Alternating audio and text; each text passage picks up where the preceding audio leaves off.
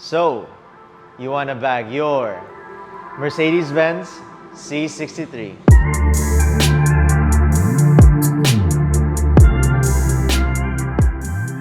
Hey guys, and welcome to another video in Fitment TV. And my name is Leonard, and this is my second video hosting. And if you guys haven't watched my first video, give it a watch. It's the Honda City GM of Sir Cedric. Shout out to you for waiting 2 hours. This one we're gonna take maybe 1 hour, cut it by half. But yeah, so we have a Mercedes C63. Pikal, why is it called the C63? C63 is actually the top of the line of the C-Class. The letter C stands for like the certain type of cars ng Mercedes-Benz na naka-focus on sedans, coupes, coupes, and the C63 on the badge is actually the engine of the car, plastered everywhere, signifying that you have a 6.3-liter V8, the fastest they can put on these cars. Anyway, whose cars is this, bro? This car, the owner of this car is Sir Archie of Second Skin Industries. Check out the plate right in the front. And yeah, actually, Kika, let's give him a shout out. He does wraps, I believe, right? Yeah, they actually cater to Inozitech is the brand. This is actually metallic green Inozitech, and as you can see, it's not paint. The pearlescent color actually pops really well. The camera does it justice. Do you like it? Yeah. Like every time I move, it's like a different texture of color. It's not You just can actually show the multiple colors. He owns a wrap shop. So yeah. do you It's like- believe that he had wrapped this multiple times? Have you seen the other colors? No, Diba? I haven't. So I'm gonna plaster it here. So You did yeah. that? And another thing on top of that is it's a wide body liner. Did you notice that? Yes. And it's aftermarket and fiberglass, right? But yes. Yeah. I don't know who did it, but anyway. Yeah. More to talk about later about All right. this. Sige. Yes. So, Also- yeah. and fun fact, guys, if you guys are a big fan of GTA, I believe you guys rode the Feltzer. So pretty much it's like a copy of Mercedes-Benz into the game. So Let's yeah, check fun that fact. out. But yeah, anything else? Oh, this is gonna be a 3-part episode, I believe, between Sir Archie's channel and our channel. Correct. So give that a watch whenever everything's uploaded already. Anything else? What we can do is check out the front suspension as usual. Check out the rear suspension, and then we can move out to the backside and check out the layout. And then, yeah, I'll see you right there, okay? Let's pop in right over here. Hello and welcome to the front suspension of the Mercedes-Benz C63 AMG. Yeah, it's a mouthful. Anyway, I'm joined by Leonard. Say hi, bro. Hello. So I'm gonna teach him and I'm gonna teach you guys on how to bag your C63. This is part of his lessons to learn how to handle air suspension as the manager of our shop. So it's a great way to introduce the process. And right off the bat, Leonard, we're using what type of suspension? We're using a McPherson type strut. So pretty much it's designed to rotate on an axis, counterclockwise or clockwise, yes. And I actually thought it would be a wishbone suspension, pero conveniently it's a McPherson type strut. Both have their, pros and cons, pero it is a stock suspension, right, bro? Yes, it is. Okay, so the other side of the suspension ng kotse ni Archie was actually sabog ng shocks niya. So, something we need to declare. But rest assured, yeah, he's gonna have his new set come in and then i-convert niya. Anyway, dude, can you explain that grinded part of the plate there? Alright, so we came to a big, I wouldn't say a big problem, just a slight problem. And pretty much I believe Kuya Archie was rocking 260. 20 by 10 wheels. Yeah. And then 265/30. Yeah, so it's a it's bit like- chunky and wide wheels. Yeah. So it was rubbing on the plate flange and we couldn't raise it up any longer kasi that's the optimal drop of the bag. Anyway, long story short, we had to grind a bit of the plate flange. Nothing too serious. That's just excess material actually, Leonard. So you might be wondering, Kuya Carl, do we really do this for like other clients? Well, for this kasi, bro, it's a very, very specific concern dahil the wheels are really big. Would you want to just shave off excess material or change the whole wheels? Shave excess So material. we had to compromise then. So these are the things na kailangan natin i-declare. That's why we did it. But for other cars na naka C63, we don't need to do this. Okay? So hose lines, Leonard, standard way to do it. Alright. Ano nga ulit yung lessons natin dyan? Lessons with McPherson type struts. No, we no, have- brake lines. Oh yeah. we have to stay wary about the routing of the hose lines. Where do we route it again, Brad? It has to follow the brake line right over Okay, here. so the brake lines are actually calculated slack na ng factory. So if the brake lines turn and move around and it doesn't get ripped by anything, so most likely that's the best place to route our hose lines. So yun lang naman. Space check, Brad. I can fit like 2 hands if I wanted to. It's very spacious for the AMG C63 and the C-Series platform. The C-Series platform is like a sedan, coupe versions. Yun yung tawag ng Mercedes-Benz eh. Pero anyway, more of that later. Also, Fat bellow bag, yeah. It's, well, anything can fit. Kasi ang luwag eh. Yeah. You can probably fit triple bellows here, pero that's just it. So yun, that is the front side. Hope you like this format where we're just discussing and checking we're visually checking it as well. Kasi nga, we're going to release this car soon. So that's a good way to do the catalog video as well. Ay, bagong stab link, right? yes. Sabog yung stab link ni Archie, so he got new stab links. It's on the back side. You won't be able to see it. Let's try to get a glimpse. Yeah, no, it's not gonna work. Let's go to the back side of the car where we discuss the multi-link suspension ng kotseng ito, bro. Let's go. Alright, hello and welcome to the rear suspension of the Benz na C63 ni Archie of Second Skin. So first of all, right out of the bat, Leonard has not seen this type of suspension in the past. You have seen the torsion beam, right? Yes. And the multi-link trail arm, the independent rear suspension na trail arm. So in the trail arm, meron tayong trail arm na pumunta doon. Ngayon, wala. This is actually called the multi-link suspension na divorced. There's multi-link suspension na independent na magkasama, married suspension. For this one, it's a divorce suspension kasi, Brad, paano nga ulit? They're both, divorced. separated. Yeah, divorced. So the bags are actually separate from the shocks. So checking the clearance. So lapat siya dito kasi nga the control arm is actually way down, but when you press on the bag, it should have clearance. That's what we need to check later on after the video. Now, why is it called multi-link, Leonard? Is it pretty straightforward from the word itself? Yes, there's multiple links attached to here compared to Okay. like a torsion beam where it's all at once. Okay, tama. So let's have those links called. The first link is the camber arm, the toe arm, the stabilizer links here, and then we have the front toe arm as well, and we have another camber arm on the front, and then we have a lower control arm on the back. So you get now why it's called a There's so many. multi-link rear suspension na independent. Ano nga pag independent? It cambers in. It cambers in. Pag mga dependent suspension, connected yung left and right, does it camber, bro? No. Yun yung natutunan natin. So, clearance check, Brad. I wouldn't say it's too spacious, but I wouldn't say it's too cramped. Kasi bakit? We worked with an E63, E500 or E350 coupe. Mas masikip yung mga E-series na yon. The other Benz na ginawa natin in the past, Leonard, is actually more cramped than this. More cramped. This is cramped already, di ba? Yeah. But it's more cramped. So, zooming into the airbags, you can actually see na sobrang sikip lang nung ano. Can you, fiddle it with your hands, bro? Okay? So, sobrang sikip, no? So, rear-wheel drive car pa. So, nasan yung axle, Brad? Should be. Yeah. So, malayo naman siya. So, it's similar to a BMW E90, yung suspension niya, na lumalapat tayo dito pag nakababa yung arm.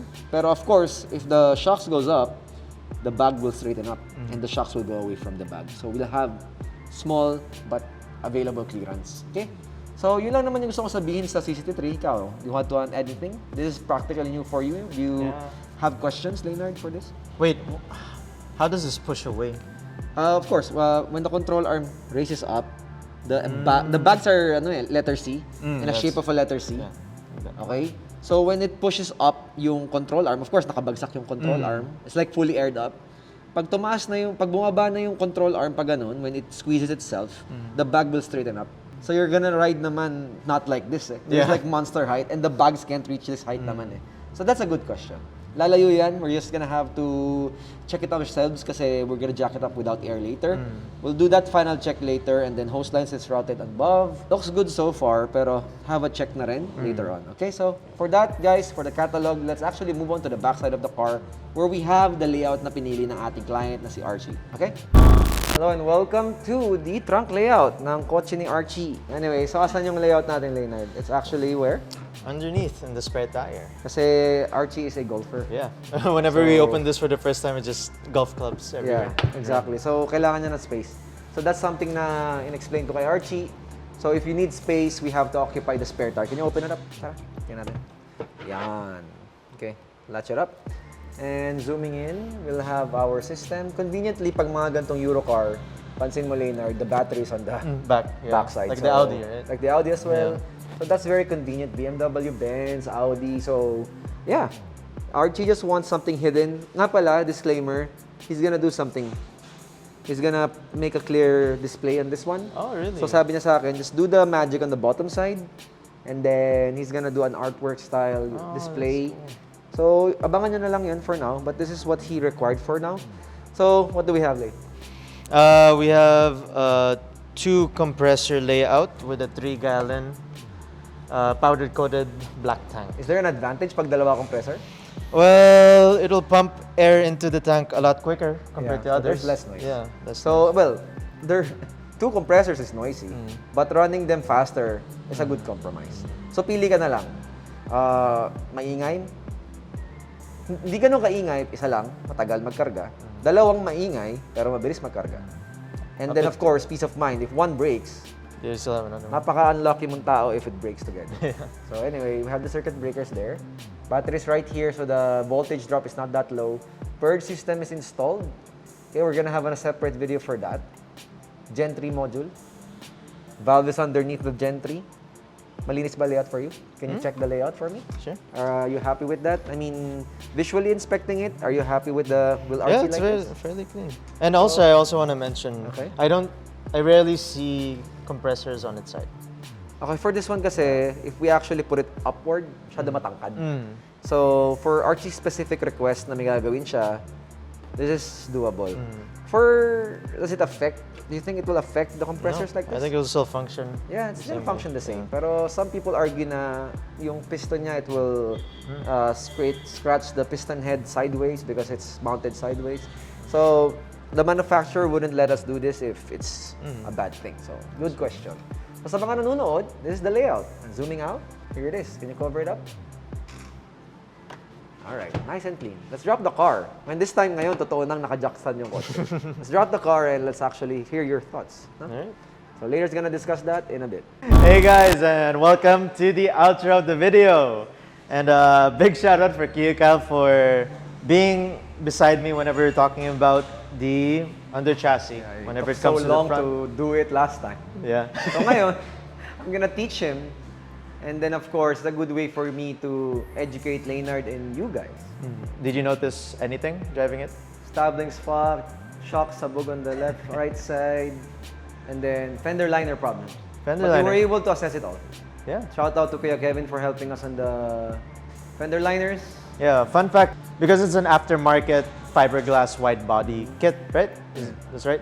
We couldn't just roll it because it would just crack the back. Yeah, we usually fender roll it. You saw the city na ginawa mo Yeah. last time. We fender rolled the fenders front and back. But this one, it's fiberglass. Yeah, so we You just can't roll it. Yeah, so we just grinded it just a little bit. And then of course, why did we need to do that anyway? It's because the current wheel is really wide. What's the specs of it? 20? I think it's 20 by 10 on the Yeah. front. I never checked the backside. Yeah, but it's really wide and it was rocking like 265s by 30. 30. And it was hitting the back. Like we mentioned, we had to grind out the bottom plate of the bag over here. And we had to buy new tires actually. And the specs of these are 245 by 30, right? Only for Quite the front. stretchy and manipis. Yeah. It's just a little bit stretched, but I wouldn't say it's super stretched where it's dangerous to drive. Whenever you test drove it kanina, first things off, no lugotox, no any significant sounds underneath the under chassis. Smooth ride. I think the only thing I would complain about is because on the right side it has the Bad shocks? yeah, the bad shock, so it's a little bit wavy, and I was on the passenger seat, so it felt really wavy, tense over here. Not tense, firm, and then firm in the back. So it's a little bit weird. But I think Sir Archie is getting new shocks, diba? Correct. Same thing, AMG, OEM, and it should be coming soon, and we'll be able to convert it. Okay, let's drop the car because it's actually raised up. Happy that Kuya Archie is getting into stance, right? That was the stance of the car, bro. It's really good. It like really fits in really well. Like, I wouldn't say it's fender to lip, right? Or almost there. If it hits, it might break the fenders. Yeah. I don't like fender to lip. Kasi sometimes, yung bakal na fender, nabebengkong if it hits. For the fiberglass, it will just shatter. So we left a bit, diba? Or coincidentally, there's a gap. Yeah, thank God. Are you happy with the drop? That was still difficult to fit in, dude. This is pretty low, honestly. Could go lower, but syempre, That's good enough. How's the backside for you? How's the backside? Pretty good then. Like earlier we mentioned about the multi-link rear suspension. You could see how it cambers in just a tad bit, diba? Correct. Yeah, went all the way You're inside. learning, bro. Yeah, thank you so much. All the stuff you're teaching me, I'm slowly absorbing it. All right, so let's finalize on the car. Are you happy with the build, bro? Yeah, I'm happy with the way it turned out. We didn't really notice anything, like any problems actually. I would say it's fairly smooth, especially like how we diagnosed the problem very early, which is the stab link, the dead shock, and then the loose fender liner originally. But once we figured that out already, it just went smoothly. Once we actually just powered it up today. We dropped it, went for a test drive, and dang, this car is pretty good. And I'm really happy about that. And for the next few days, we're just gonna do standard leak tests. So we'll leave it overnight, 24 hours, 48 hours, and just see the values that we'll see, the PSI of each bag and the PSI of the main tank. This is a luxury stance car. We don't see that often. Yeah. Usually luxury cars here in the Philippines, they are left untouched.